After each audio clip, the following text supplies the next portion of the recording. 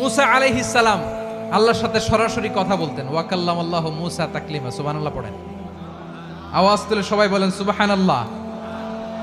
এখন বনি ইসরাইল হচ্ছে পৃথিবীর সবচেয়ে গোয়ার জাতি। তারা বলে, মুসা তুমি যে আল্লাহর সাথে কথা বলো আমরা তো দেখি না, তুমি যে কথা বলো আমরা তো শুনি না, তো কি করতে হবে? বনি ইসরাইল বলে, আমাদের মধ্য থেকে 70 জন নিয়ে যাইতে হবে তোর পাহাড়ে। ওরা আয়েশা যদি কয় হয় আমরা শুনছি, তাহলে বিশ্বাস করব। কত বড় ডাকাত দেখছেন বনি ইসরাইল। এদের চেয়ে গোয়ার জাতি নাই।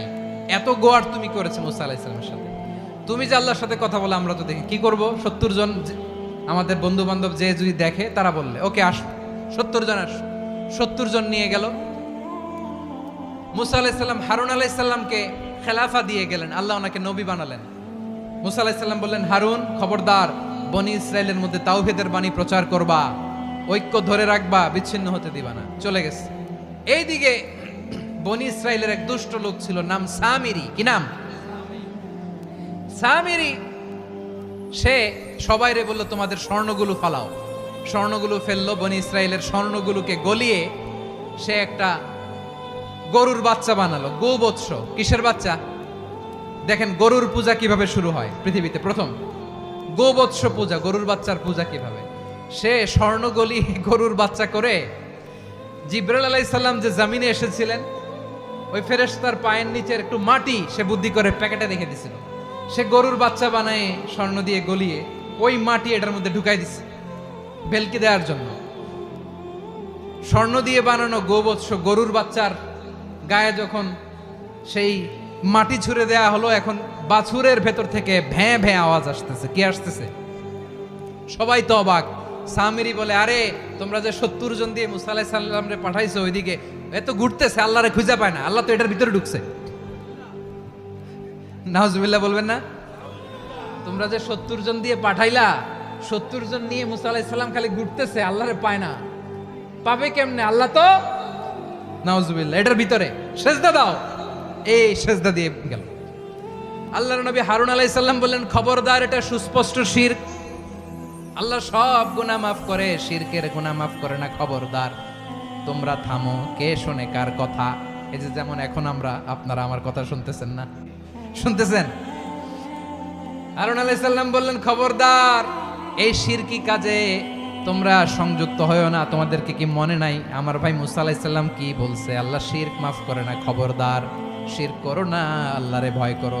হারুন আলাইহিস সালাম তাদেরকে বুঝালেন, শিরক করো না, আল্লাহরে ভয় করো। শুধু এতটুকুই তিনি বুঝালেন, দাওয়াতি কাজ পালন করলেন, কিন্তু প্রতিরোধ করেন নাই, সশস্ত্র সংগ্রামে লিপ্ত হন নাই, বাধা দেন নাই। কারণ গৃহযুদ্ধ বেঁধে যেতে পারে। উনি ভাবলেন, আমি যদি আমার বাহিনী নিয়ে দাওয়াত দেওয়ার সাথে সাথে প্রতিরোধ করি, আক্রমণ করি, ওরাও আমারে আক্রমণ করবে, ব্লাডশিড হবে, রক্তপাত। এমন অবস্থা হবে বনি ইসরায়েলের মধ্যে, যেটা হয়তো আমার ভাই মুসাও কন্ট্রোল করতে পারবে না। সুবহানাল্লাহ কইবেন না? এক একজন নবীকে আল্লাহ তাআলা কি ইন্টেলেক্ট দিয়ে পাঠিয়েছেন। তিনি ভাবলেন, আমি দাওয়াতি কাজটাই করি, এটা যে হারাম এটা থেকে শুধু বারণ করি, কিন্তু প্রতিরোধ না করি। আমি যদি ঐক্য ধরে রাখতে পারি, বাকিটা আমার ভাই সামলে নেবে। সুবহানাল্লাহ। হারুন আলাইহিস সালাম প্রতিরোধ করলেন না। বনি ইসরায়েলের মধ্যে গৃহযুদ্ধ বেঁধে যাওয়ার আশঙ্কায় প্রতিরোধ করলেন না, আক্রমণ করলেন না, শুধু দাওয়াত দিলেন। ইন দা মিন টাইম মুসা আলাইহিস সালাম আল্লাহর সাথে কথা বলে যখন ফিরে আসলেন, দেখলেন বনি ইসরায়েলের অধিকাংশ লোক মুশরিক হয়ে গেছে। মুশরিক হয়ে গেছে। মুসা আলাইহিস সালাম রেগে গেলেন। রেগে প্রথমে বনি ইসরায়েলদেরকে অ্যাটাক না করে ভাইয়ের দাড়ি ধরলেন। হারুন আলাইহিস সালামের দাড়ি আর চুল। মেজাজি নবী ছিলেন। হারুন, তুমি কি করলা? তোমারে কি দায়িত্ব দিয়ে গেলাম, তুমি কি করলা? তুমি থাকতে বনি ইসরায়েল কেমন করে শিরকের কাজে নিমজ্জিত হয়ে যায়? সাইয়েদনা হারুন আলাইহিস সালাম বললেন, ইন্নী, কোরআন সাক্ষী, কোরআন থেকে কোট করছি, ইন্নী খাশিতু আন তাকুলা ফাররাকতা বাইনা বনি ইসরাঈলা ওয়া লাম তারকুব কওলি। ও আমার ভাই, আমার দাড়ি ধরবেন না, আমার মারবেন না। আমি ভয় করেছি, আমি ভয় পেয়েছি, না জানি আপনি বলেন তুমি কেন খাশিতু আন তাকুলা ফাররাকতা বাইনা বনি ইসরাঈল। আপনি এসে আমারে যদি বলেন তুমি কেন ঐক্য ধরে রাখলে না, কেন মারামারি হলো, কেন রক্তপাত হলো? তোমার কি এই দায়িত্ব আমি দিয়েছিলাম? আমার কথার দিকে কি তুমি ভ্রুক্ষেপ করো নাই? আমি যে বলছি তাওহীদের বাণী প্রচার করবা আর ঐক্য ধরে রাখবা, আমার কথা কি শোনো নাই?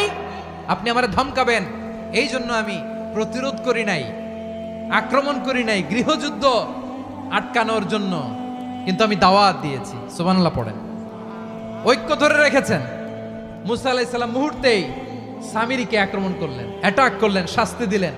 মুহূর্তেই ওই গোবৎস গরুর বাছুরকে ভেঙে চুড়ে মেসাকার